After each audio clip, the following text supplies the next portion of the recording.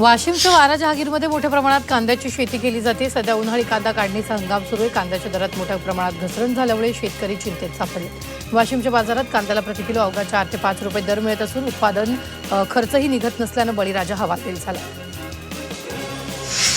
वाशिम जिल्ह्यात वाढत्या तापमानाचा परिणाम शेती कामांवर दिसून येतोय। जिल्ह्यात उन्हाळी ज्वारी काढणीला वेग आलाय। तापमान 42 अंशाच्या पुढे असल्याने शेतकरी सकाळी आणि संध्याकाळी पिकांची काढणी करतायत। अनेक ठिकाणी हार्वेस्टरच्या सहाय्याने मोठ्या प्रमाणावर ज्वारी काढणी सुरू असून कमी वेळेत काम पूर्ण होत असल्याने शेतकऱ्यांना दिलासा मिळतो। वाढत्या तापमानामुळे तांत्रिक काढणीला अधिक पसंती दिली जाते।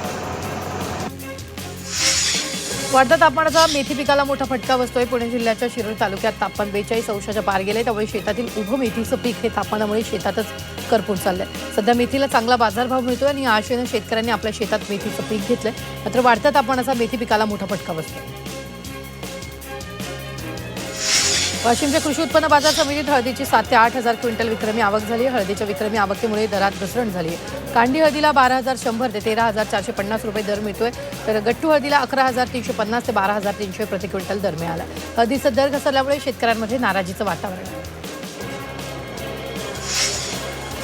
वाशिममध्ये वाढत्या तापमानाचा फटका पपई पिकाला बसतोय। वाढतं तापमान आणि पाण्याच्या ताणामुळे पपई पिकावर विविध रोग आणि किडींचा प्रादुर्भाव वाढलाय। परिणामी पपईची पानं पिवळी पडणं, झाडांची वाढ खुंटणं आणि फळांच्या गुणवत्तेवर परिणाम होण्याच्या घटना वाढल्या। त्यामुळे शेतकरी उत्पादक चिंतेत आहेत।